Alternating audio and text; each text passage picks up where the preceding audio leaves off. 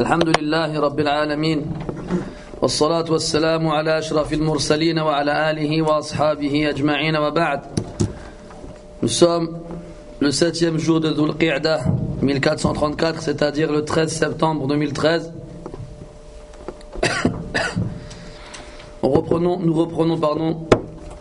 où nous sommes arrêtés la dernière fois, à la dernière des adorations que le mu'allif rahimahullah a cité, ainsi que la preuve qui l'accompagne. Qala wa dalilun nadri qawluhu ta'ala yufuna bin nadri wa yakhafuna yawman kana sharruhu mustatira. An-nadr, on a dit que c'est traduit communément par le vœu, et on lui préférait promesse à vœu. En tous les cas, il s'agit de s'imposer une chose qu'Allah Ta'ala ne nous a pas imposée de façon obligatoire. Donc s'imposer une adoration quelconque.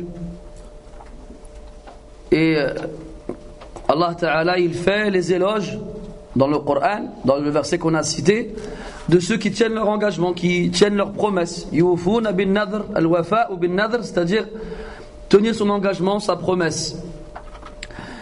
Et on a évoqué brièvement et rapidement une divergence existante chez les savants au niveau du statut qu'ils accordent au nadr. Il y en a qui disent que c'est makrouh, et il y en a qui disent que c'est makrouh, c'est-à-dire c'est détestable. Car il y a un hadith rapporté par un Muslim, rahimahullah, dans lequel le prophète sallallahu alayhi wa sallam dit La innahu la ya'ti bi khayr wa innama yustakhraju bihi min al-bakhil. Il parle du nadr en disant que le nadr il ne ramène aucun bien. Le nadr ne ramène aucun bien et il sert à faire sortir du radin, de l'avare. Ça veut dire quoi? Là ça fait référence à celui qui se sert du nadr pour avoir quelque chose en échange. Ce qu'on appelle un nadr al-mu'allaq. Mu'allaq, yani accroché à quelque chose. Dans le sens où par exemple tu es malade, tu fais des du'a pour qu'Allah te guérisse, mais tu vois que la guérison n'arrive pas. Alors tu penses que faire un marché avec Allah sur une adoration le poussera à te donner ce que tu veux. Mais le nadr il va pas changer le destin. Il va pas t'apporter un bien qui t'était pas écrit. C'est ça le sens de innahu la ya'ti bi khayr, il ramène pas un bien. Et deuxièmement, innama yustakhraju bihi min al-bakhil, c'est que cette personne-là, pour avoir ce qu'elle veut, elle fait quelque chose. Ce qui veut dire qu'elle ne le ferait pas d'elle-même si elle avait rien en échange. Ce qui prouve son avarice. Son avarice.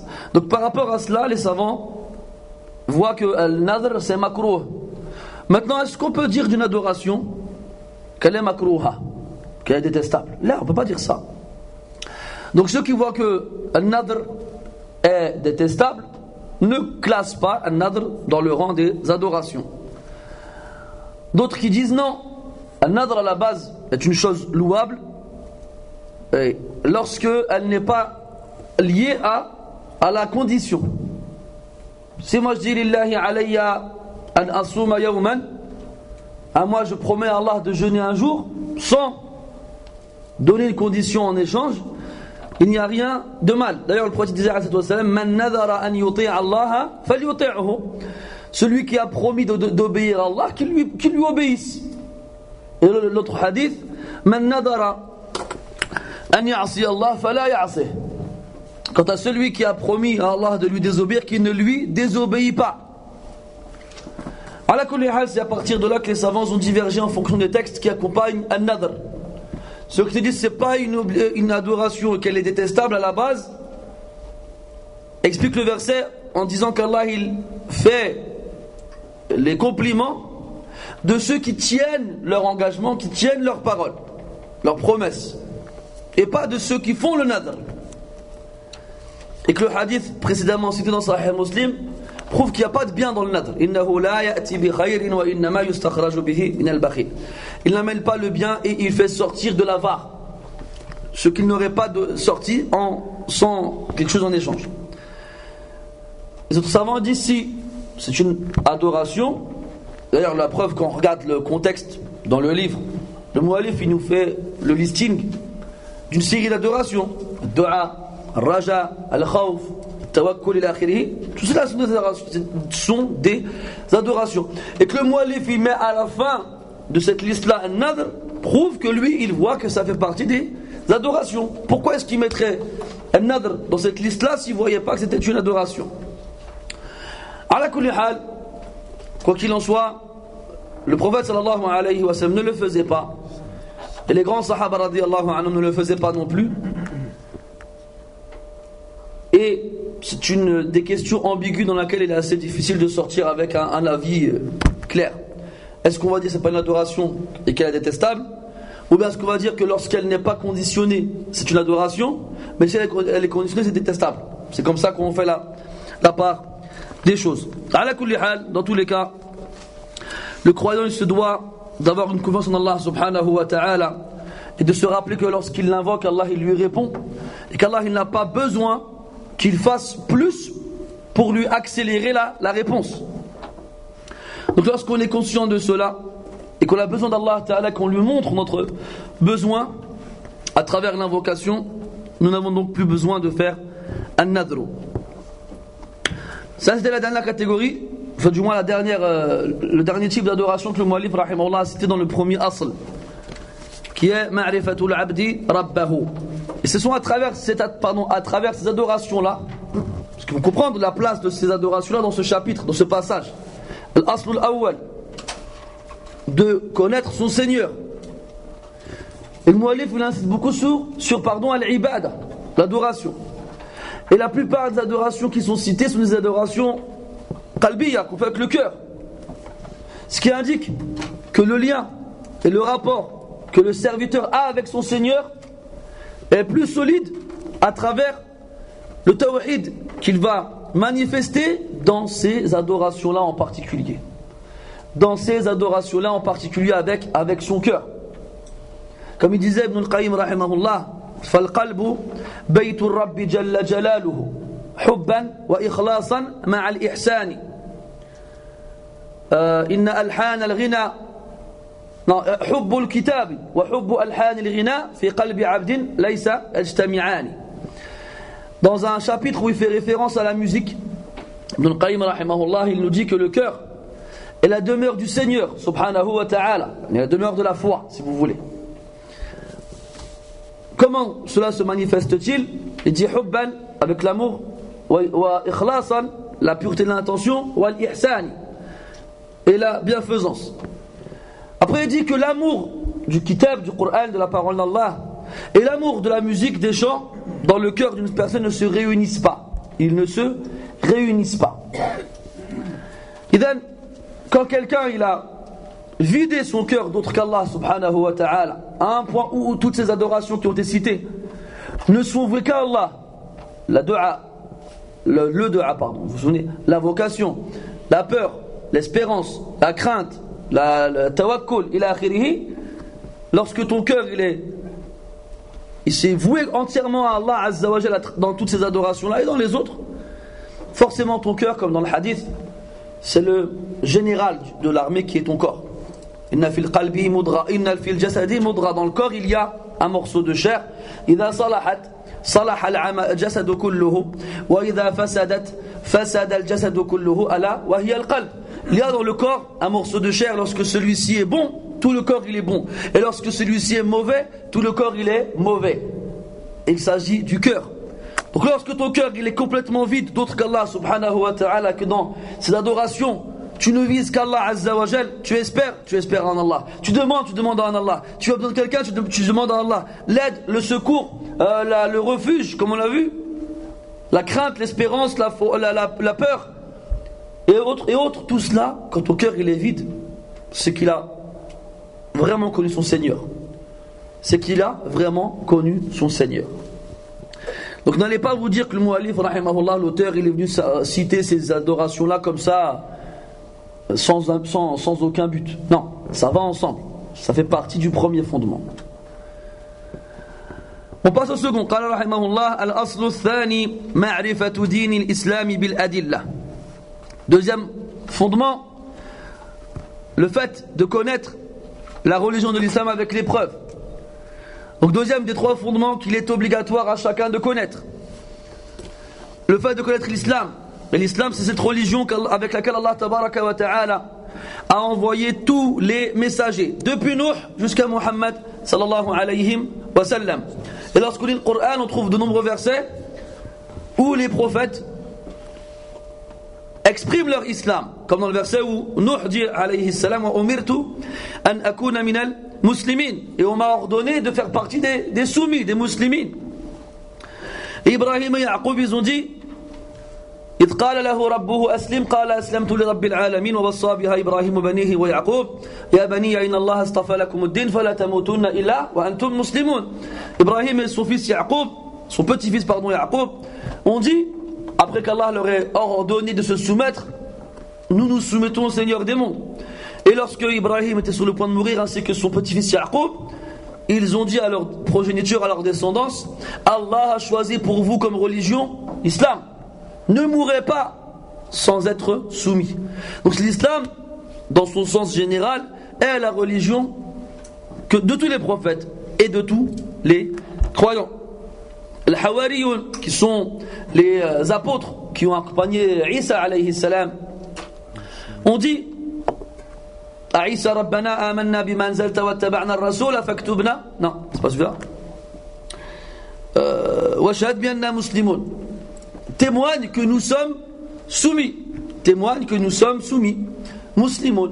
Donc l'islam, c'est la religion qu'Allah Ta'ala a ordonné à tous les prophètes de transmettre aux êtres humains. Qala rahimahullah wa huwa, et c'est-à-dire l'islam, al-istislamu lillahi bit-tawhid. Ça on l'a déjà vu précédemment. Al-istislam, le fait de se soumettre, s'abandonner. Même hatta, c'est plus fort encore en français, s'abandonner que de se soumettre.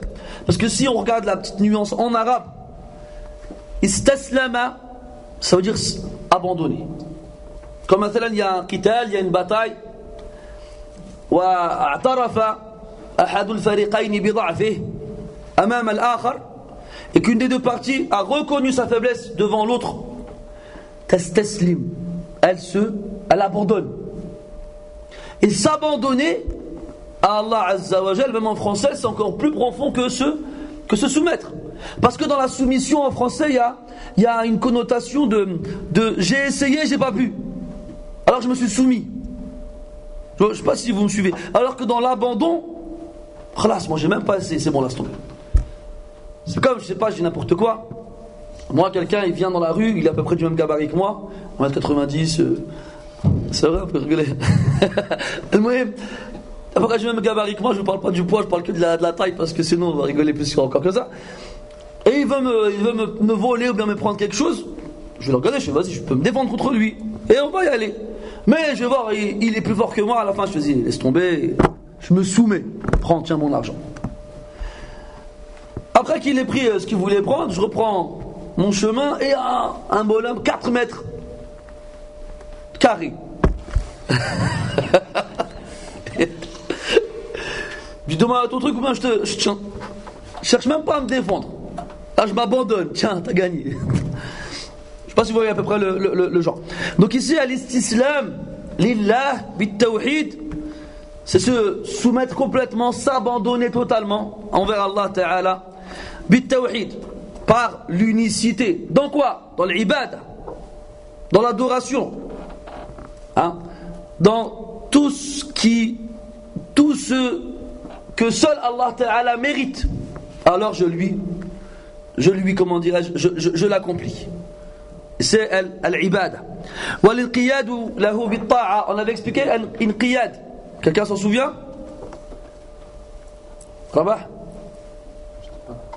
Abdel Qadir, tu sais aujourd'hui avec l'MP3, il n'y a plus d'absents. Non? Abdel Karim? Ali? Abdelaziz? C'est la solution, mais il y a une connotation différente. Effectivement. Donc tu n'as pas répondu à la question. Ibrahim? Soufiane? Yassine? J'ai envie de partir. Vous laissez. Parce que je vous parle, vous vous en fichez, donc à ce moment-là, autant que je parte. Al-inqiyad vient du verbe qada yaqudu, qui veut dire conduire. Ça vous revient ou la mazal? Toujours pas? conduire, se laisser conduire, al-inqiyad, se laisser conduire, c'est ça al-inqiyad. Bitta'a, donc c'est un synonyme, si vous voulez, de soumission, même si le sens du mot il est plus profond que cela. Donc se laisser conduire, se soumettre à travers quoi? À travers l'obéissance. Vous avez vu qu'en traduisant en français, on se retrouve qu'avec des soumissions. Al-istislam, soumission. Al-inqiyad, soumission. Al-id'an, soumission. Alors qu'en arabe, ce sont des verbes tels que mutaqariba qui sont proches au niveau du sens. Lakin baynaha farq, entre ces verbes-là, il y a une différence. Donc cette soumission, cet abandon à travers l'obéissance, c'est-à-dire qu'on ne peut pas estimer être musulman sans obéir à Allah Azza wa Jalla. Ce n'est pas possible. Quelqu'un qui désobéit à Allah dans tout et qui fait rien de ce qu'il lui ordonne, ayna islam, où il est son islam à celui-là? Et là on met un grand coup de balai à cette chimère, à ce mythe, à cette utopie qui est je suis musulman non pratiquant. Non, tu es non musulman. Ça n'existe pas le musulman non pratiquant. Ça n'existe pas. Musulman égale pratiquant. Non pratiquant égale non musulman. Il n'y a pas d'autre équation plus simple. Il n'y en a pas. Et dernier point, wal-bara'atu min ash-shirki wa ahlihi. Al-bara'a, on a dit, c'est le fait de se désavouer, de s'innocenter, de créer un fossé entre nous et l'association sous toutes ses formes, quelles qu'elles soient, ainsi que ceux qui la pratiquent et qui la défendent et qui en font la promotion. C'est ça la réalité de l'islam, et c'est ces trois points qu'on retrouve dans tous les messages de tous les messagers qui furent transmis à tous les peuples. Car quand on prend l'islam tel qu'on le connaît nous, on ne va pas comprendre que chaque prophète a transmis cette religion telle que nous la connaissons à leur peuple. Il y a eu des différences entre les législations divines. Mais dans leur fond, on retrouve toujours ces trois points-là. Al-istislamu lillahi bit-tawhid, wal-inqiyadu lahu bit-ta'ah, wal-bara'atu min ash-shirki wa ahlihi. Il n'y a pas une risala samawiyya, un message céleste divin exempt de ces trois points-là. C'est donc ça l'islam bil-ma'na al-'am, c'est-à-dire dans le sens global. Qala Shaykh rahimahullah wa huwa, et il est, c'est-à-dire l'islam est thalathu maratib, trois rangs. Maratib jam'u martaba, trois rangs, 3 degrés. Et certains de ces rangs-là sont plus complets que d'autres et plus élevés que d'autres. Al-martabatul ula, première martaba, premier rang, premier degré, al-islam. Waqad sabaqa ta'rifuhu anifa. Et nous venons de le définir. Wa thaniya al-iman. Deuxièmement, al-iman, la foi. On a déjà défini la foi dans le cours précédent lorsque le muallif rahimahullah a dit wa anwa'ul ibadati kathira mithlu al-islam wal-iman wal-ihsan wa ila akhirih. On a dit al-iman, il y a une définition linguistique et une définition chez les gens de la sunna. Linguistique, c'est at-tasdiq, c'est le fait de croire.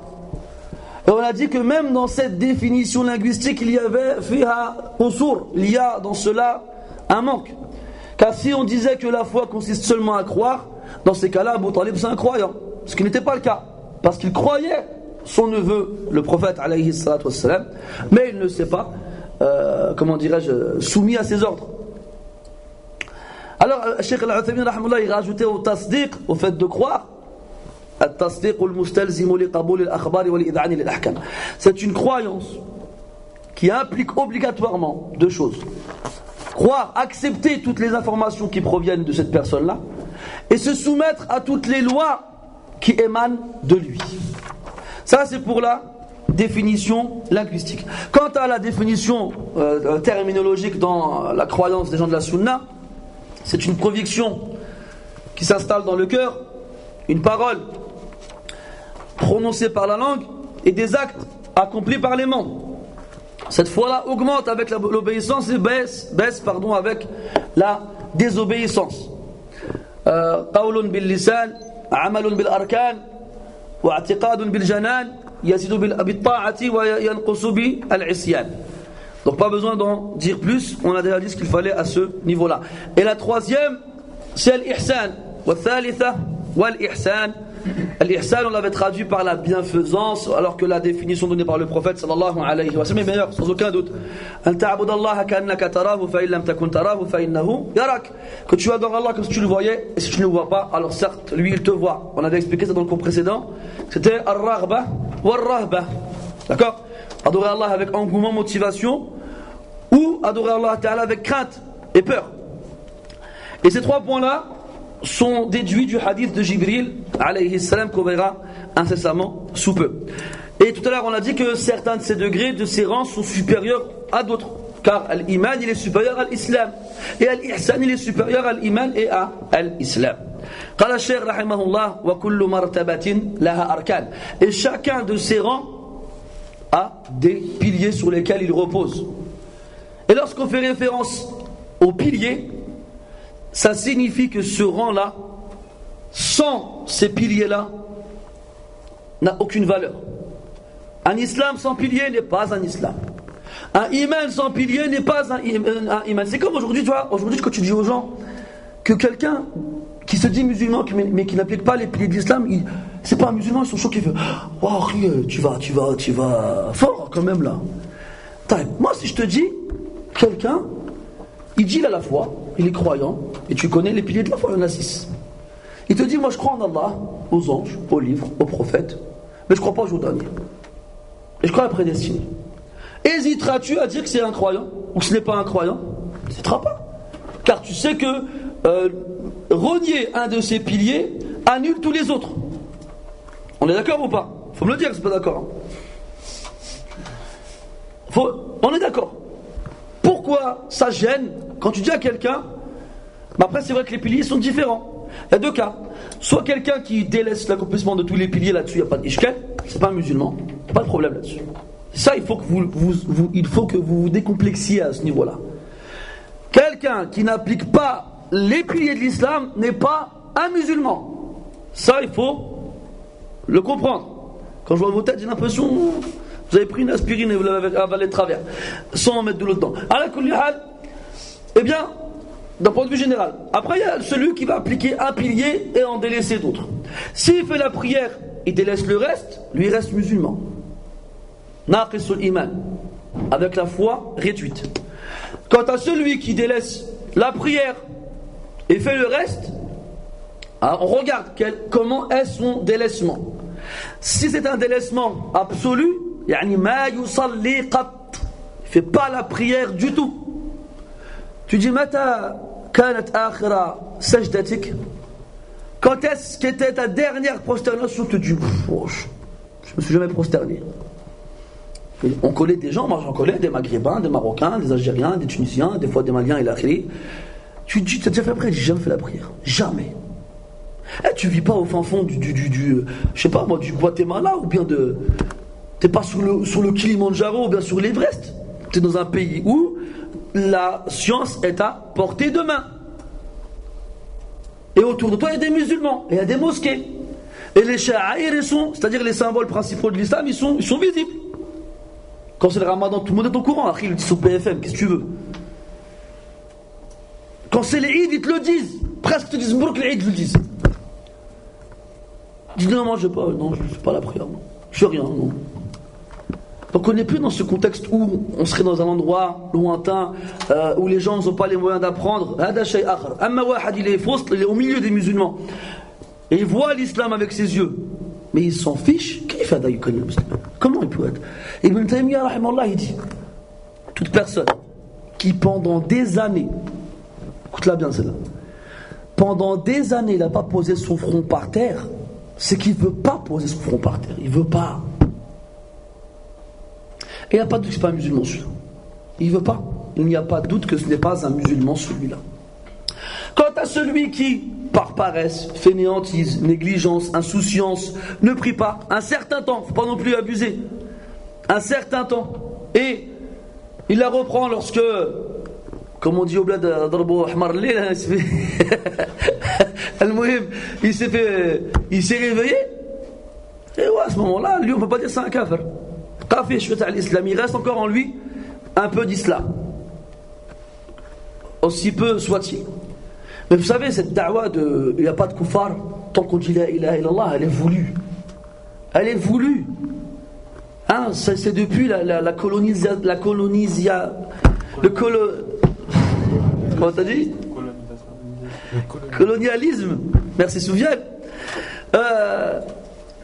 Depuis, notamment dans les pays musulmans, où ils ont voulu éradiquer chez les musulmans cette envie de rendre les autres musulmans. Et quel est le meilleur moyen d'arriver à ce but, si ce n'est de les convaincre eux-mêmes que même s'ils font rien, ils sont musulmans. Et c'est ça la da'wa des Murji'a. C'est ça. Cette da'wa qui a été combattue par Cheikh l'Islam Mohammed ibn Abdul Wahhab rahimahullah, et les savants avant lui et les savants après lui. Il ne faut pas qu'on tombe dans ce piège-là, nous, car on nous dit que c'est grave d'excommunier un musulman, on est tous d'accord là-dessus. Toute personne musulmane qui est excommuniée injustement, et qu'on va sortir de l'islam, est un grave péché. Tout comme considérer un mécréant comme étant un musulman est un grave péché. Donc il ne faut pas se faire avoir et tomber dans un extrême et sans se rendre, fuir un extrême et sans s'en rendre compte, tomber dans son opposé. Le juste milieu, toujours. Taïb, on a dit وَكُلُّ مَرْتَبَةٍ لَهَا أَرْكَانٍ. Chaque rang a des piliers.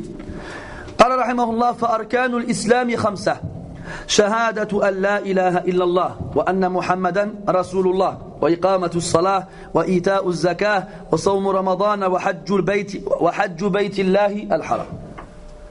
Les piliers de l'islam sont au nombre de 5. Les piliers de l'islam sont au nombre de 5. Premièrement, al-shahada. Le mot shahada provient du verbe shahida. Et le verbe shahida peut être traduit par témoigner ou assister. Et quand on regarde bien le sens de ces deux verbes-là, on trouve entre eux un rapprochement, car on ne peut témoigner si on n'a pas assisté. Comment pourrais-je témoigner d'un acte ou d'une parole ou d'un événement si je n'ai pas été présent pour y assister? Donc on voit ce qu'on appelle en arabe al-talazum bayna al-ibaratayn. On voit ce lien obligatoire entre les deux mots. Et al-shahada, c'est al-i'tiraf ou al-iqrar. C'est le fait de reconnaître et d'accepter, d'acquiescer. Comme si tu assistais à la chose et que tu en témoignais. D'accord? Ce n'est pas seulement une profession ou une attestation, c'est une déclaration. Une déclaration de cette certitude qui s'est installée en toi. Comme quoi, nul ne mérite l'adoration en dehors d'Allah subhanahu wa ta'ala. Cette phrase-là, il faut qu'elle soit tellement une certitude en toi que tu la déclares. Comme si tu la voyais avec tes yeux. C'est ça le mot ashhadu. C'est ça le mot ashhadu. Allah ilaha illallah wa anna Muhammadan Rasulullah. Donc nul ne mérite l'adoration en dehors d'Allah et que Muhammad est son messager. Et l'accomplissement de la prière, et l'acquittement de l'aumône, et le jeûne du ramadan, et le pèlerinage à la demeure sacrée d'Allah Ta'ala. Après, moi, j'ai fait dire, rahimahullah, fadalilu shahada. La preuve de cette attestation, de cette profession, comme quoi Allah Jalla Jalaluhu est le seul à mériter l'adoration et que tout ce qui est adoré en dehors de lui, doit être renié et rejeté. Qawluhu Ta'ala shahidallah annahu la ilaha illahu wal malaika wa ulul ilmi qa'iman bil qist la ilaha illahu wal azizu al hakim. Le verset 18 de sourate Ali Imran où Allah Ta'ala atteste lui-même. Donc si Allah Azza wa Jal il fait l'attestation lui-même, ça indique la certitude absolue de cette formule dans laquelle il ne peut pas y avoir une once de doute ou d'hésitation. Allah atteste, déclare, témoigne que nul ne mérite l'adoration en dehors de lui. Ainsi que les anges, c'est-à-dire ainsi que les anges aussi déclarent cela et attestent cela. Et ils sont plus à même que les autres de l'attester vu qu'ils font partie de ce royaume céleste dans lequel le doute ne pénètre pas les cœurs. Et ensuite, ulul ilm, les détenteurs de la science.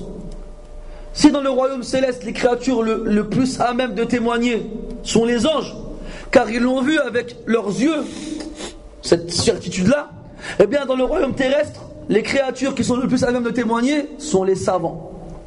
Car les savants, de par leur science, sont comme ceux qui voient la chose avec leurs yeux. Aynul yaqin, ilmul yaqin. L'œil de la certitude, quand tu le vois avec tes yeux, tu ne peux pas le nier. Et ilmul yaqin, c'est la science de la certitude. C'est quand tu atteins un degré de science tellement élevé que la certitude que tu obtiens est comparable ou équivalente à celle que tu as en voyant la chose. C'est pour ça qu'Allah Ta'ala, il a joint ceux qui ont la science aux anges dans ce témoignage-là. Comme s'ils étaient pareils. Alors qu'ils ne sont pas pareils. Comme on dit dans le hadith, Laysa al-khabaru kal-mu'ayana. L'information n'est pas comme la vision. Moi je viens, je t'informe d'une chose, il s'est passé telle chose là-bas. Tu vas me croire, tu me connais, il n'y a pas de problème. Mais celui qui est sur place et qui la voit, il n'est pas comme celui qui l'a entendu et qui a été informé. Mais là, on nous fait comprendre que par le ilm, eh bien, on peut atteindre ce degré-là. Ilm al-yaqin. Qa'iman bil-qist, c'est-à-dire accroché fermement à la justice, à l'équité. La ilaha illahu al-azizu al-hakim. Nul n'est digne d'être adoré en dehors de lui, le puissant et le sage. Et dans notre verset, Allah Ta'ala nous donne la même information, le même contenu, comme dans le verset 25 de Surat Al-Anbiya, quand Allah Ta'ala dit وَمَا أَرْسَلْنَا مِنْ قَبْلِكَ مِنْ رَسُولٍ إِلَّا نُوحِي إِلَيْهِ أَنَّهُ لَا إِلَهَ إِلَّا أَنَا فَاعْبُدُونِ. Et nous n'avons pas envoyé avant toi de messager sans lui révéler que nul ne mérite adoration en dehors de moi, alors adorez-moi. Et les preuves indiquant cela sont nombreuses. وقال الشيخ رحمه الله ومعناها, c'est-à-dire le sens de ce témoignage, cette attestation, de cette déclaration, لا معبود بحق إلا الله. Il n'y a pas d'adoré réellement en dehors d'Allah subhanahu wa ta'ala. Ce qui signifie que tout ce qui est adoré en dehors d'Allah azza wa jal n'est pas adoré réellement bihaq, yani ne mérite pas cette adoration. Qu'il soit un astre, qu'il soit un ange, qu'il soit un être humain, qu'il soit un démon, qu'il soit un animal, qu'il soit quoi que ce soit, rien ni personne ne mérite l'adoration en dehors d'Allah subhanahu wa ta'ala. Donc tout ce qui a été adoré comme les divinités des associateurs parmi les Quraysh sont adorés injustement. Allah dit dans le Coran, ذَلِكَ بِأَنَّ اللَّهَ هُوَ الْحَقِّ. Certes, cela, car Allah est le juste, est la vérité. وَأَنَّمَا يَدْعُونَ مِن دُونِهِ هُوَ الْبَاطِلِ. Et que ce qu'ils invoquent en dehors de lui est faux. Est faux, yani ne mérite pas l'adoration. قال عليه الصلاة والسلام لقومه, il disait à son peuple قولوا لا إله إلا الله تفلحوا. Il leur disait, dites la ilaha illallah, vous gagnerez. Et eux ils ont répondu, أَجَعَلَ الْآلِهَةَ إِلَهًا وَاحِدًا. A-t-il fait des idoles un seul Dieu? Sta'jab ou ta'ajjab ou comme ça. Quand on est venu leur dire قولوا لا إله إلا الله, ils ont dit أَجَعَلَ الْآلِهَةَ إِلَهًا وَاحِدًا. A-t-il fait des idoles un seul? Ils n'ont pas compris ça. Et dans le verset, إِنَّهُمْ كَانُوا إِذَا قِيلَ لَهُمْ لَا إِلَهَ إِلَّا اللَّهِ يَسْتَكْبِرُونَ وَيَقُولُونَ أَإِنَّا لَتَارِكُوا آلِهَتِنَا لِشَاعِرٍ مَجْنُونٍ.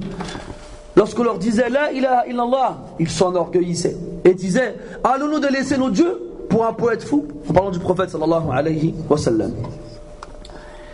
Donc la ilaha illallah signifie la ma'bouda bihaqqin illallah, parce que ilaha, dans la ilaha, ilah fi'al bima'na maf'ul, comme quand on dit kitab bima'na maktoub. Et ilah, on avait expliqué que ça venait de waliha. Vous vous souvenez qui est le plus gros, le plus haut degré de l'amour. Et c'est comme ça qu'a été adoré qu'a été nommé l'idole, ou bien l'adoré en arabe, al-ilah. Alladhi ta'lahuhu al-qulubu mahabbatan wa ta'zima, hakadha yaqulu. C'est celui dont les cœurs s'unissent dans un amour immense et une glorification immense. Donc il n'y a pas d'ilah. Il n'y a pas d'ilah.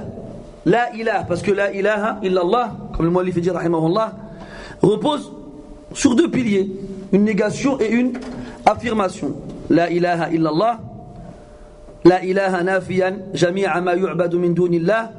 Premièrement, la négation, la nafiya lil jins, elle annule la nature de ce qui vient après. La ilaha, il n'y a pas d'ilah. Il n'y a rien qui est adoré.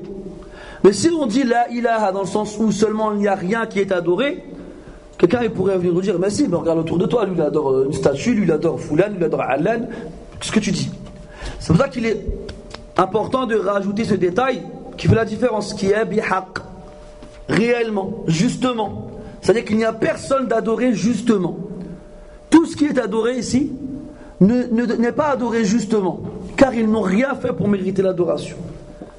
Et donc, de surcroît, et a fortiori, ne mérite pas l'adoration. Donc la ilaha annule complètement tout ce qui est adoré injustement. Et manifeste et caractérise un rejet total et absolu de tout ce qui est adoré injustement. Et après, cette négation, elle est suivie par une affirmation, qu'on appelle en arabe l'ithbat. Illallah. Et illa, il indique là l'exception, al-istithna. Cette forme-là de phrase qui est basée sur la négation et l'affirmation, c'est une façon de faire ce qu'on appelle al-hasr, de cibler l'information sur le sujet et d'exclure tout ce qui n'est pas concerné. Illallah, il n'y a pas de ma'boud bihaq, il n'y a pas d'adoré justement en dehors d'Allah subhanahu wa ta'ala. Qala rahimahullah, illallah muthbitan العبادة لله وحده لا شريك له في عبادته كما أنه لا شريك له في ملكه. Donc là on vient affirmer, après avoir nié tout ce qui est adoré injustement, on vient affirmer que le seul à mériter cette adoration là est Allah subhanahu wa ta'ala, seul et unique, sans aucun associé dans son adoration, comme il n'a aucun associé dans son royaume, dans sa royauté. Comme Allah tabaraka wa ta'ala est le seul à gérer et à régir la royauté, cette royauté immense qui est celle des cieux et de la terre, de ce qu'il y a entre eux et de ce qu'il y a après. Comme il est le seul à gérer cela, et comme il est le seul créateur de cela, il est de surcroît forcément le seul à mériter l'adoration uniquement. قال رحمه الله وتفسيرها الذي يوضحها قوله تعالى وإذ قال إبراهيم لأبيه وقومه إنني براء مما تعبدون إلا الذي فطرني فإنه سيهدين وجعلها كلمة باقية في عقبه لعلهم يرجعون. Cheikh Al-Hadi rahimahullah, ce qui va venir expliquer, préciser le sens de cette formule qui est La ilaha illallah est ce verset où Allah Ta'ala nous rappelle cette parole d'Ibrahim alayhi as-salam. Quand tu trouves dans le Coran wa idh, ça sous-entend le verbe wadhkur. Ça sous-entend le verbe wadhkur, yani rappelle-toi. Quand tu trouves wa idh, ça sous-entend le verbe udhkur. Et donc dans un point de vue grammatical, on dira de idh wa ma ba'daha fi mahalli nasbin maf'ulun bihi. Wa idh qala Ibrahim, souviens-toi, rappelle-toi lorsqu'Ibrahim a dit à son père et à son peuple, Innani bara'un mimma ta'budun. Je me désavoue totalement, je suis innocent. Parce que le bara'a peut soit vouloir dire l'innocence ou soit vouloir dire le désaveu. De ce que vous adorez. Donc tout ce que vous adorez, je n'ai rien à voir avec. Je m'en désolidarise et je m'en désavoue et j'en suis innocent de ce crime que vous avez perpétré, qui est le pire des crimes qui peut être commis. Sauf illa alladhi fatarani, celui qui m'a créé, fatara, bari'a, khalaqa, tout cela dans le sens de créer. Sauf celui qui m'a créé. Et là on voit toujours le rapport entre l'adoration et la création. Toujours. Allah Ta'ala nous met ces subtilités dans ces versets pour celui qui sait s'arrêter dessus. Comme c'est lui qui m'a créé, eh ben c'est lui que je vais adorer. Comme dans le verset où Allah Ta'ala dit قُلْ أَرَأَيْتُمْ مَا تَدْعُونَ مِن دُونِ اللَّهِ Aruni mada khalaqu min al-ard. Avez-vous vu ce que vous adorez en dehors d'Allah? Montrez-moi ce qu'ils ont créé sur terre. Ils n'ont rien créé. Pourquoi les adorez-vous alors? Pourquoi les adorez-vous alors? Illa alladhi fatarani fa innahu sayahdin. Sauf celui qui m'a créé, car certes, il me guidera. Et quand on voit là, on voit une négation suivie d'une affirmation. Parce que quand il dit Innani bara'um mimma ta'budun, je me désavoue totalement de ce que vous adorez, même si la forme de la phrase est affirmative, son sens lui est négatif. Quand moi je dis je me désavoue totalement de vous, en gros je ne suis pas avec vous. Et donc là ça nous rappelle le verset Qul huwallahu ahad, qui a une forme affirmative, mais dont le sens est négatif, d'où la présence de ahad à la place de wahid.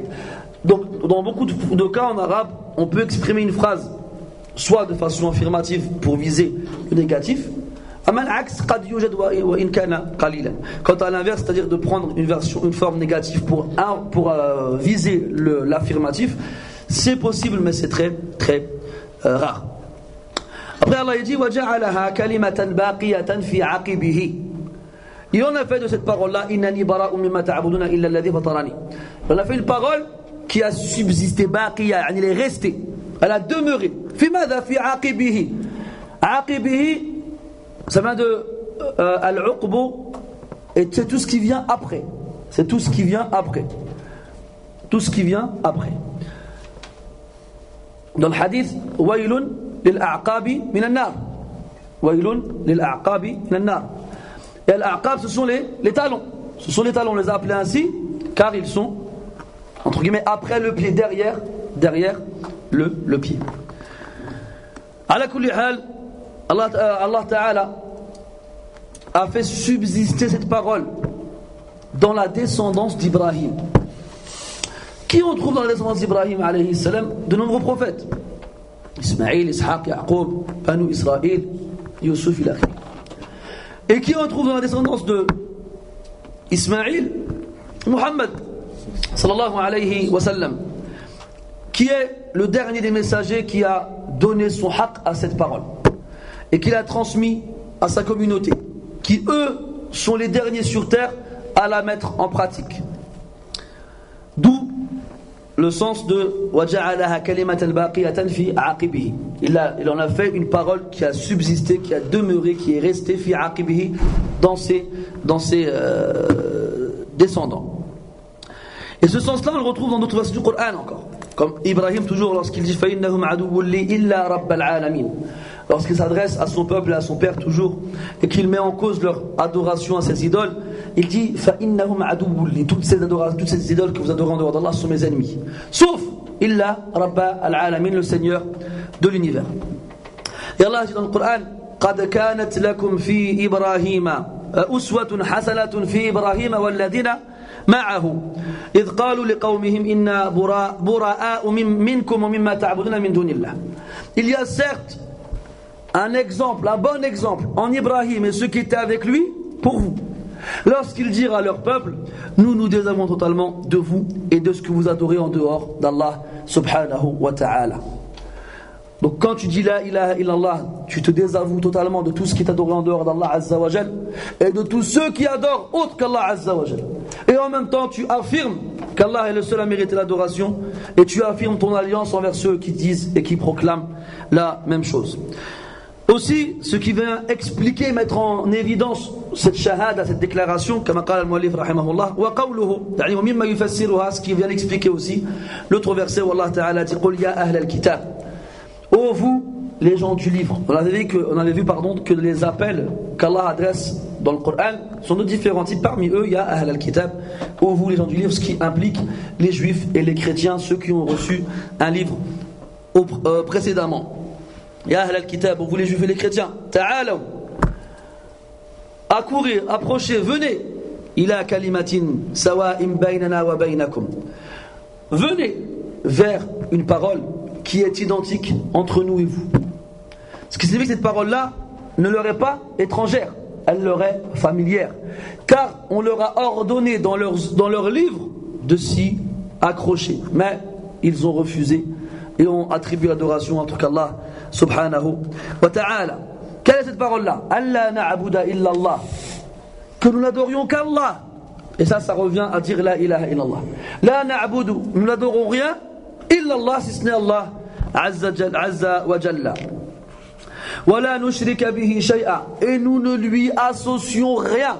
Ça vient appuyer la négation qui se trouve dans la première partie de la ilaha illallah. Wa la nushrika bihi shay'a. Wa la yattakhidha ba'duna ba'dan arbaban min dunillah. Et que nous ne nous prenions pas les uns les autres comme Seigneur en dehors d'Allah subhanahu wa ta'ala. Et cette parole-là, comme elle a été décrite dans le verset, elle est identique chez eux et chez nous. C'est-à-dire qu'ils la connaissent. Elle est présente dans leurs ouvrages. Mais a'mallahu basiratahum. Falamma zaghu wa zagha Allahu qulubahum. Allah, il a rendu leur clairvoyance aveugle. Et lorsqu'ils ont dévié, Allah, il les a égarés. Fa in tawallaw.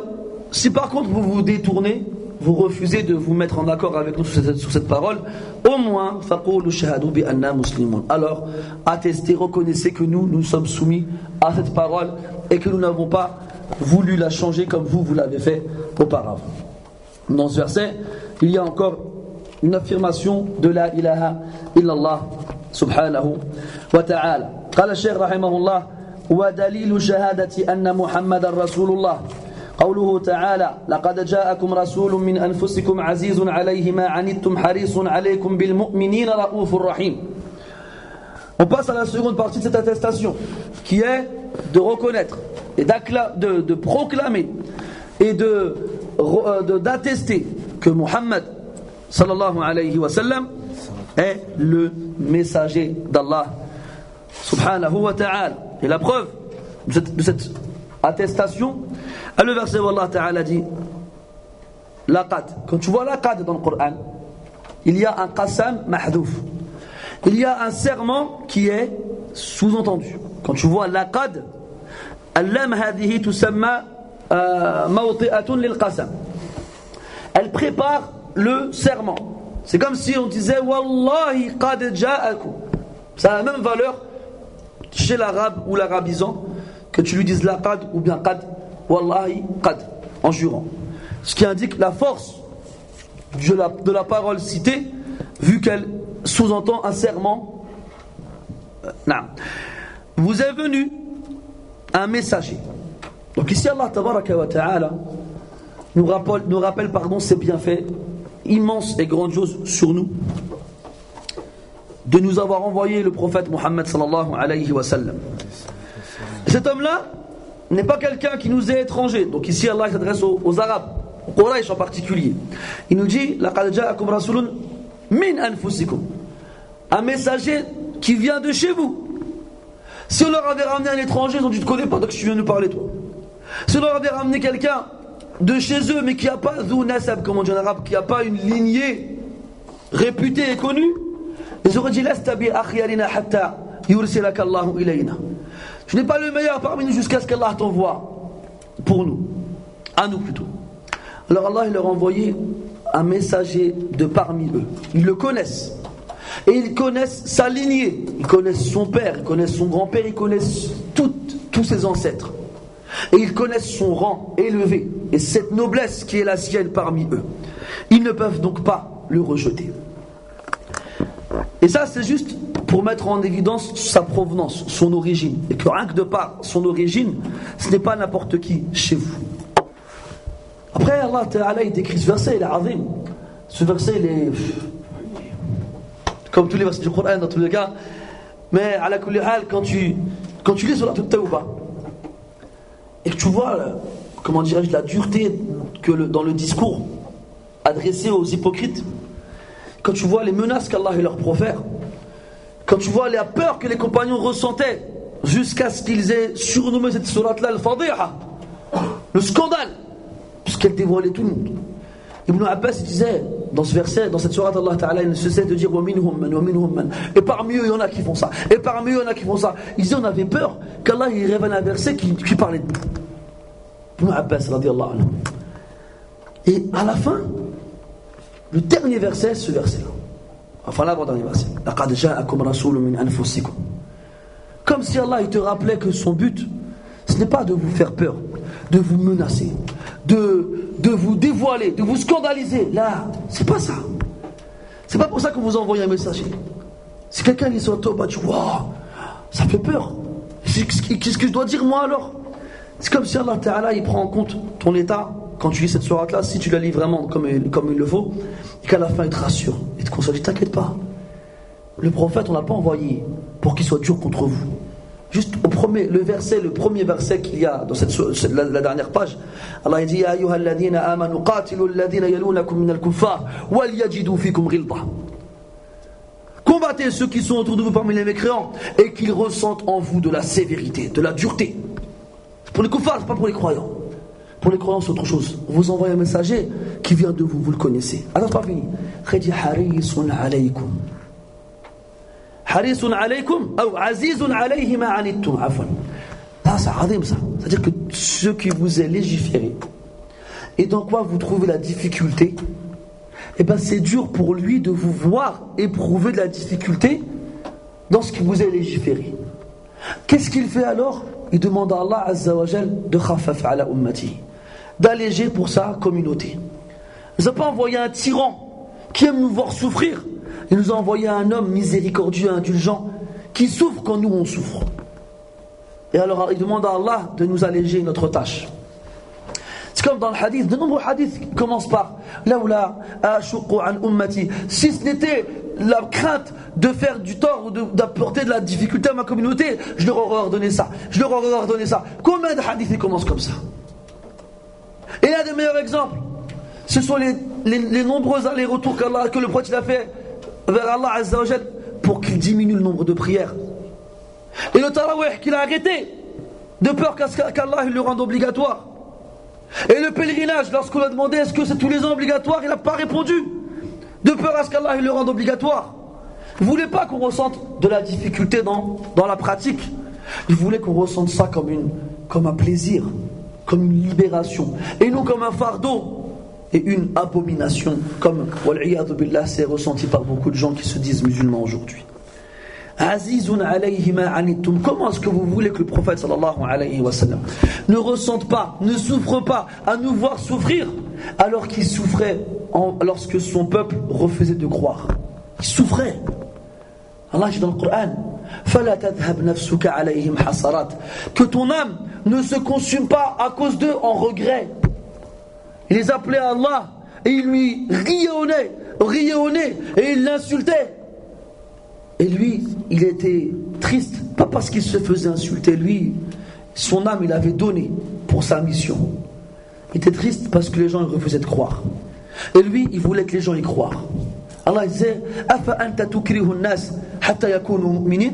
Est-ce que tu vas forcer les gens jusqu'à ce qu'ils croient? Tu peux pas. Lui, il voulait que tout le monde croie.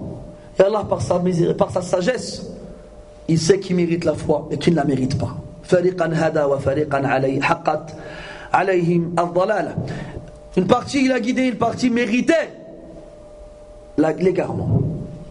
Et les versets à ce sujet-là sont nombreux. Ce qui indique que le prophète sallallahu alayhi wa sallam était triste de voir les gens autour de lui refuser de croire. La'allaka bakhi'un nafsaka alla yakunu mu'minin. Bakhi'un nafsaka ay halikun nafsak. Tu es presque sur le point de te détruire en amertume et en tristesse car il ne croit pas.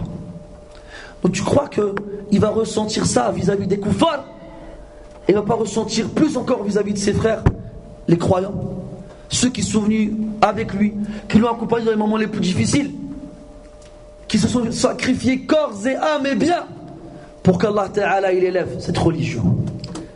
Harisun alaykum.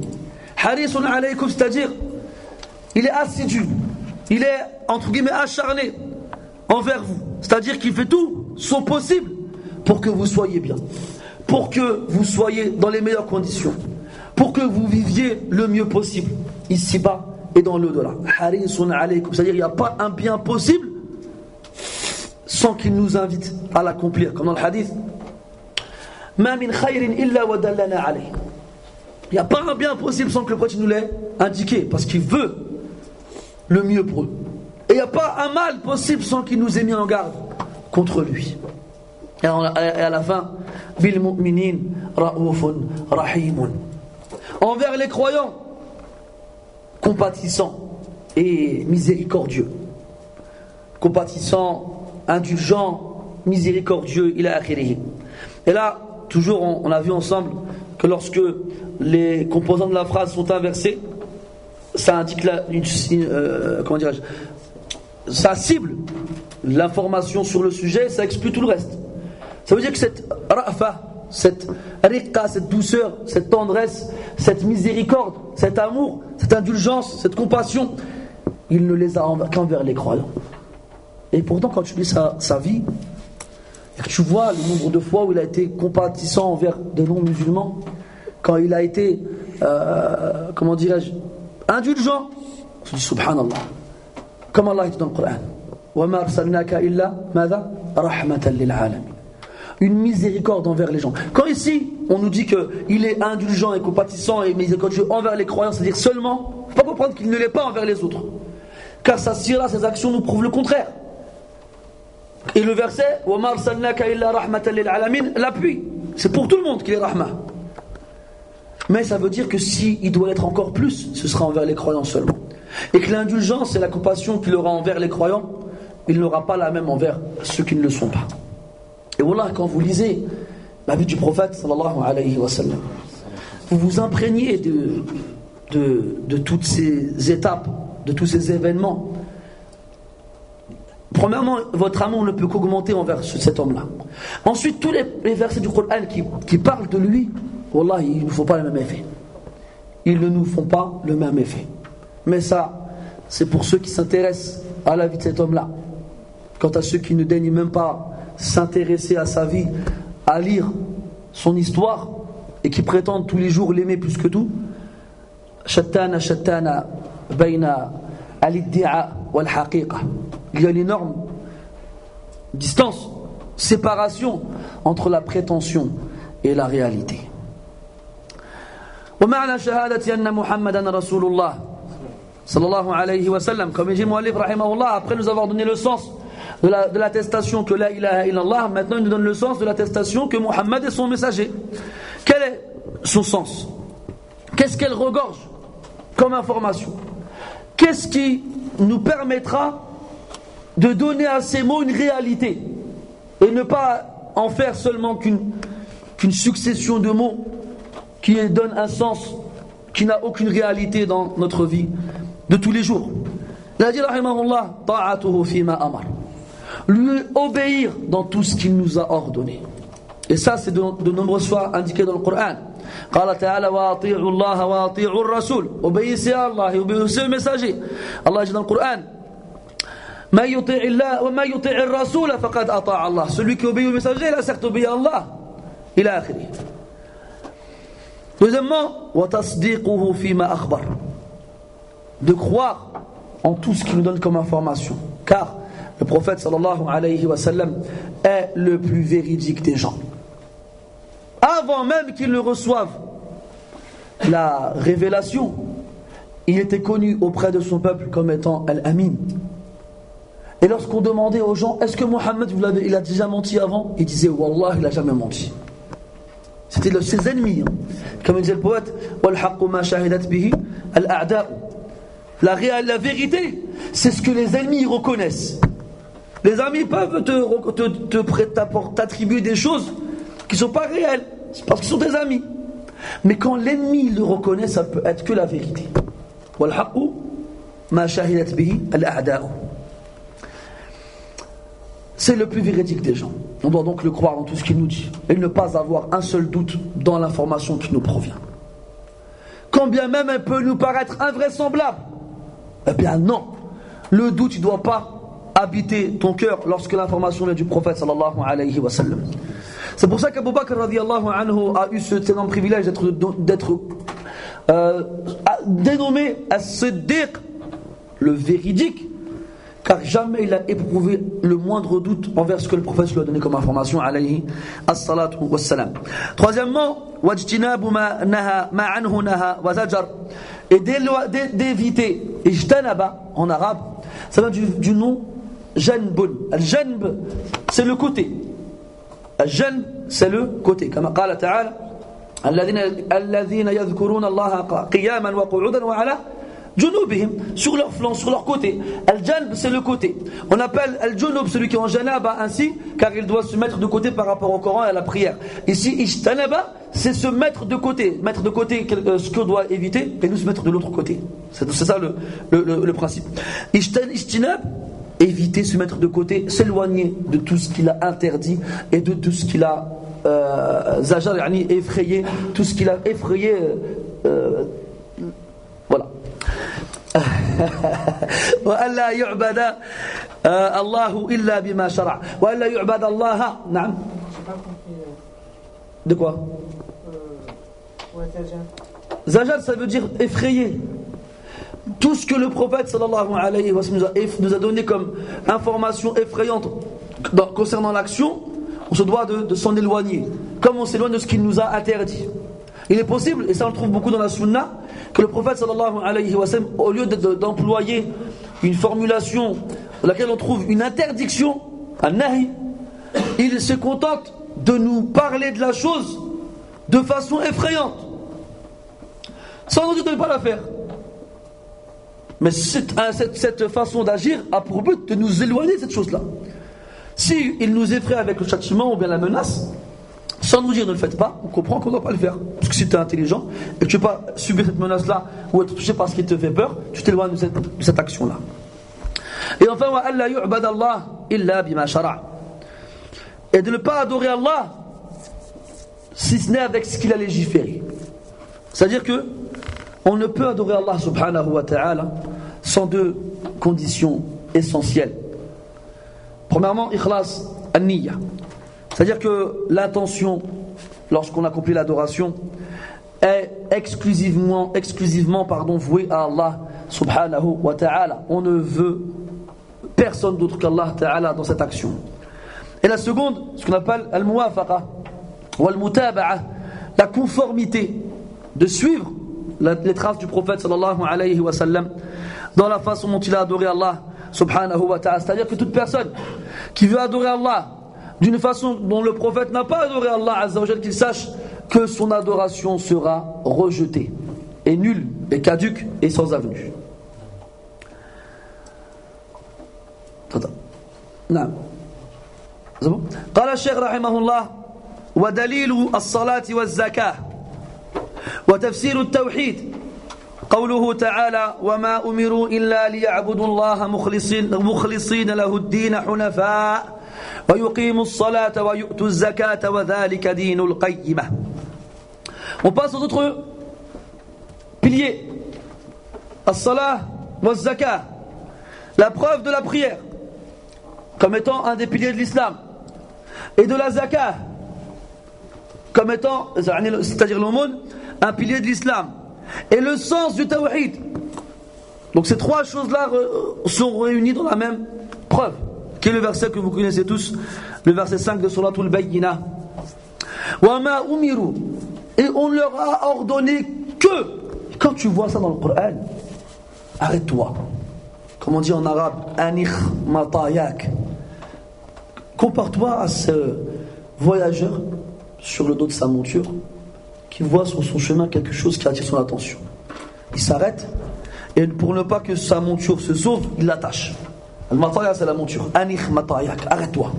Quand tu trouves dans le Coran, il n'y en a pas 36 000 de wama umiru.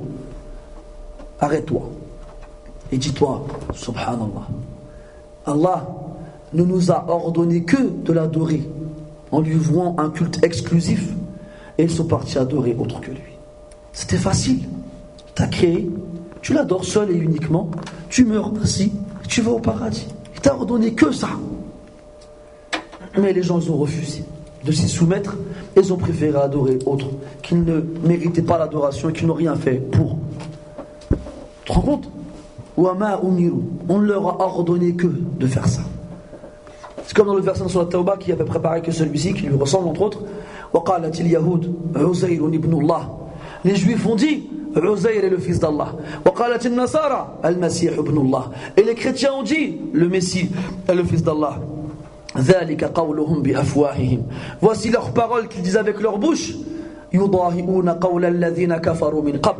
font que reproduire la parole des mécréants avant eux. Qu'Allah les maudisse. anna yu'fakun. Comment se retrouve-t-il retourné ainsi? Après il dit ittakhadhu ahbarahum wa ruhbanahum arbaban min dunillahi wal masih ibn Maryam. Ils ont pris leurs prêtres et leurs moines comme divinité, comme seigneur en dehors d'Allah, ainsi que le Messie fils de Maryam. Et c'est là وَمَا أُمِرُوا إِلَّا لِيَعْبُدُوا إِلَهًا وَاحِدًا. Et on ne leur a ordonné que d'adorer un seul Dieu. À l'âge. Et pourquoi? Pourquoi allez-vous adorer autre que lui des gens comme vous, qui mangent et qui boivent, qui naissent et qui meurent, qui tombent malades et qui sont dans le besoin, qui ne peuvent pour vous aucun bien ou aucun mal? Pourquoi? On ne vous a demandé que d'adorer un seul Dieu. Arrête-toi. Ne lis pas le Coran comme ça dans le but de le finir à la fin, c'est bon, je l'ai fini. Non. Arrête-toi et lis, médite et réfléchis. Allah, il te parle. Et arrête-toi, regarde autour de toi. Tu dis, ah, subhanallah. Un verset un peu dans ce genre-là, fort aussi dans Surat Yasin, quand Allah Ta'ala, jour du jugement, il s'adresse aux gens. Imagine, la première fois de ton existence que tu entends la voix d'Allah Azza wa Jalla. Et qu'est-ce qu'il dit? Le jour du jugement, lorsque les gens sortiront de leur tombe et qu'il les rassemblera tous, et que le ciel se fendra et que les anges descendront les uns après les autres et entoureront les créatures, et qu'Allah tabaraka wa ta'ala sur son trône viendra, fala tasma'u illa hamsa, t'entendras rien, personne, tellement c'est un moment fatidique. Et là Allah ta'ala il parlera et tout le monde l'entendra. Et il dira Alam a'had ilaykum ya bani Adam alla ta'budu ash-shaytan innahu lakum aduwwun mubin wa an i'buduni hadha siratun mustaqim.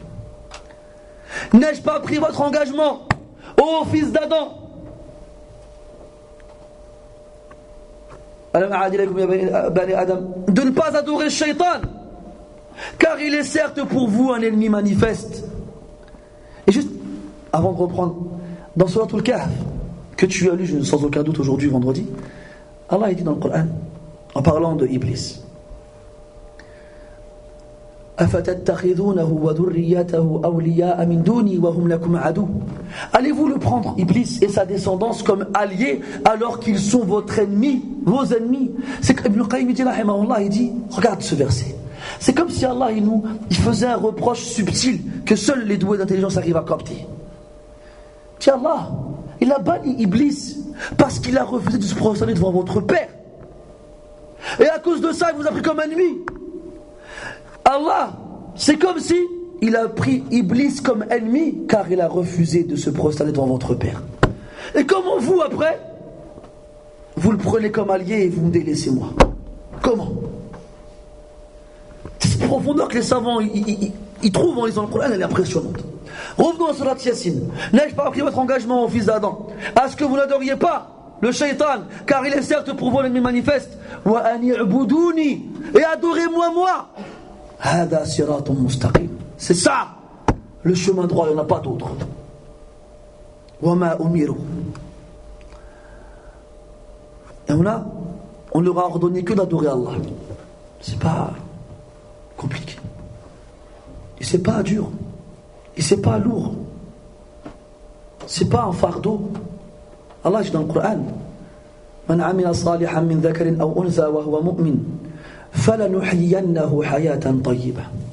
Celui qui accomplit des actions vertueuses en étant croyant, qu'il soit un homme ou une femme, nous lui ferons vivre une vie paisible. C'est-à-dire que la vie paisible du croyant ici-bas est dans l'adoration d'Allah Azza wa Jalla. Ibn Taymiyyah disait rahimahullah, il y a dans ce bas monde un paradis. Celui qui n'y rentre pas, il ne rentrera pas dans le paradis de l'au-delà. C'est le paradis de l'adoration. C'est ressentir cette saveur, ce plaisir, cette douceur qu'il y a à travers l'adoration de notre Seigneur subhanahu wa ta'ala. Al-Hasan rahimahullah il disait لو يعلم الملوك وأبناء الملوك ما نحن فيه من النعيم لجادلونا عليه بالسيوف. Il disait rahimahullah, et il mangeait des dattes et il trempait son pain dans de l'huile pour montrer comme quoi il avait rien. Il disait, si les rois et les fils des rois savaient dans quel bonheur nous vivons, ils nous combattraient avec leurs épées pour nous le prendre. Ce bonheur de l'ibada. C'est-à-dire qu'Allah Ta'ala t'a créé pour une chose qui est de son adoration, dans laquelle il y a ton bonheur. Cherche le bonheur dans l'argent, tu seras lassé, tu chercheras ailleurs. Cherche-le dans les femmes, tu seras lassé, tu chercheras ailleurs. Cherche-le dans les enfants, tu seras lassé, tu chercheras ailleurs. Cherche-le dans le pouvoir, tu seras lassé, tu chercheras ailleurs. Et à la fin, irrémédiablement et obligatoirement, et irrévocablement, tu reviendras vers ce but pour lequel tu as été créé, l'adoration. Et on leur a ordonné que d'adorer Allah en lui vouant un culte exclusif, de ne pas adorer Allah et autres. Non, Allah seulement. De ne viser, de ne vouloir et de n'avoir comme objectif dans notre adoration que sa satisfaction et que son agrément. Subhanahu wa ta'ala. Hunafa. On a déjà vu c'est quoi Hunafa? Le pluriel de Hanif, wal Hanif al-ma'ilu an shirk, celui qui se met à l'opposé du shirk. Hunafa. Premièrement, tu adores Allah et tu le vises et tu le convoites dans toutes tes actions. Deuxièmement, tu t'éloignes le plus possible de l'association. Et donc ça, c'est ça. Tafsir Tawhid, c'est ça. Wa yuqimu as-salah. Ils accomplissent la prière. Et dans le Coran, Allah ne dit pas wa yusalloun et il prie. Il dit yuqimu as-salah. Il nous traduit ça par accomplir la prière, ce qui est une traduction comment dirais-je, manquante, car aqama en arabe signifie faire tenir debout. Souviens-toi dans Surat Al-Kahf, quand Al-Khadir il redresse le mur qui était sur le point de s'abattre, il a dit فَوَجَدَ فِيهَا جِدَارًا يُرِيدُ أَنْ يَنْقَضَّ مَاذَا فَأَقَامَ. Ils y ont trouvé un mur qui était sur le point de s'effondrer. Alors il l'a redressé, il l'a fait tenir debout. Fa'aqama. Aqama yuqimu, faire tenir debout. Et la différence entre prier seulement et accomplir la prière, ou bien faire tenir debout sa prière, ça nous fait comprendre que la prière est un tout composé de différentes parties. Et qu'on ne peut monter dans la prière pour estimer que cette construction elle est complète sans avoir fait en sorte que chaque partie de cette adoration tient debout.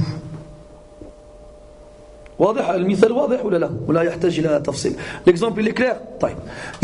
La prière c'est un tout qui est composé de plusieurs parties. Tu commences avec takbir, tu es debout, tu fais face à la qibla, tu as les ablutions, tes vêtements sont propres. Et il a créé. Après, tu fais takbir, tu dis al-Fatiha. Tu lis une surah, tu fais le ruku', subhana rabbi al-azim, tu te lèves, sami Allahu liman hamida, rabbana wa lakal hamd, al-sujud, subhana rabbi al-a'la, al-julus, rabbi ighfirli, al-sujud. T'as vu, c'est une succession d'actions qui s'emboîtent les unes les autres. Lorsqu'une d'entre elles manque, ta construction elle est bancale et elle s'effondre sur elle-même. Ce qui veut dire que le croyant se doit d'accomplir avec ferveur et avec concentration et attention chaque partie de la prière. Pour que, à la fin, cette prière-là soit considérée comme un tout. Aqama as-salah. Wa yuqimu as-salah. Donc ça veut dire qu'ici, on revient au début du verset, wa ma umiru. On ne leur a ordonné que d'adorer Allah.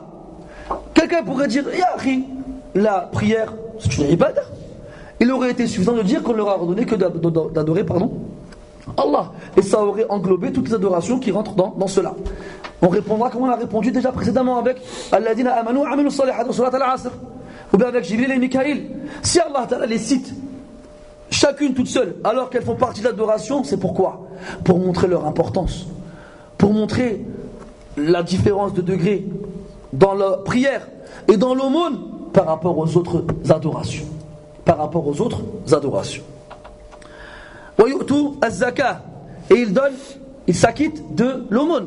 Az-zakah vient purifier tes biens. Az-zakah vient purifier tes biens. Lorsque tu t'en acquittes, ça purifie tes biens. C'est pour ça que ça a été appelé az-zakah. Et ça s'appelle aussi az-zakah parce que zakah yuzakki ou zakah yazku, ça veut dire accroître, augmenter, grandir. Quand tu t'acquittes de l'aumône, tu purifies tes biens en donnant le droit aux pauvres et aux démunis, et en même temps c'est une cause et un moyen d'agrandir ton capital. قال تعالى وما تنفقوا من خير وما تنفقوا من شيء فهو يخلفه. Tout ce que vous donnez comme chose, comme bien, Allah il nous donne suite. Et dans le hadith, ما نقصت صدقة من مال. Jamais une aumône a été diminuée par jamais une fortune a été diminuée par une aumône. Oui. Et là ici on parle des zakats obligatoires ou on parle de... Là, quand on dit wama umiru, on leur a ordonné, donc c'est ala sabil al-wujub, c'est l'obligation, et la seule aumône qui est obligatoire, c'est la zakat obligatoire. Al-baqi, c'est pas ala sabil al-wujub, ce n'est pas une obligation. Donc ici on fait référence à la zakat obligatoire. Donc zakat, on a dit dans deux sens, la purification des biens et un moyen pour l'accroître, pour le faire augmenter. Pardon? Pour l'accroissement, barakallahu fik. Et donc dans ce verset, on a le tafsir du tawhid, on a la preuve de l'obligation de la prière et la preuve de l'obligation de l'aumône. قال رحمه الله ودليل الصيام قوله تعالى يا أيها الذين آمنوا كتب عليكم الصيام كما كتب على الذين من قبلكم لعلكم تتقون. La preuve du jeûne, si on veut faire en bon français, parce qu'il y a une expression complexe sur le U. Quant au jeûne, c'est le contraire du vieux. La preuve que c'est une obligation, dans le Coran, le verset 182 ou 83 pardon, de Surat al-Baqarah, lorsqu'Allah dit: ô vous qui avez cru, le jeûne vous a été prescrit comme il a été prescrit à ceux qui vous ont précédés, afin que vous atteigniez la piété. Allah dans le Coran, dans ce verset, nous informe de trois choses. Premièrement, le jeûne nous a été prescrit, c'est une obligation pour nous. Deuxièmement, il nous informe que nous n'avons pas été les seuls à avoir été concernés par cette obligation. Il a aussi été prescrit à ceux qui nous ont précédés. Troisièmement, il nous informe que c'est un moyen d'atteindre la piété que de jeûner. Et les savants disent que dans ce verset, Allah Ta'ala, il a voulu consoler et remonter le moral des croyants qui ont été confrontés à devoir jeûner, s'abstenir de manger, de boire et d'avoir des rapports charnels du lever de l'aube jusqu'au coucher du soleil, qui est une chose difficile. D'ailleurs, le mois du Ramadan a été appelé ainsi en rapport avec ce qu'on appelle Ar-Ramda. Ar-Ramda, c'est le nom d'un vent qui soufflait chez les Arabes dans le désert, en été spécialement, et qui était très chaud. Un vent très chaud. On appelle Ramadan parce qu'il avait lieu au moment où ce vent il soufflait. On t'a vu la température qu'il fait en Arabie. C'est pas aujourd'hui ce qu'on a eu à Paris. Rien que ça. Et bien rajoute à cette température un vent chaud. Ramadan il a été appelé ainsi à cause de ce vent là. Donc les musulmans ils arrivent, on leur dit vous devez vous abstenir de manger, de boire, d'avoir des rapports intimes. Je sais pas. Je sais pas où vous voulez le faire. Alors Allah il a voulu rajouter remonter le moral des croyants et les consoler en les informant que vous n'êtes pas les seuls. Et l'être humain il est comme ça. L'être humain il est créé comme ça. C'est-à-dire que lorsqu'il est touché par un mal ou bien il est triste, eh bien il est rassuré de savoir qu'il n'est pas le seul. Comment ça s'appelait déjà? C'est pas l'A'asha, c'est j'ai oublié, subhanallah. Ça me reviendra plus tard. Une poétesse, qui n'est pas que des hommes, chez les poètes des Arabes, il y a aussi des femmes.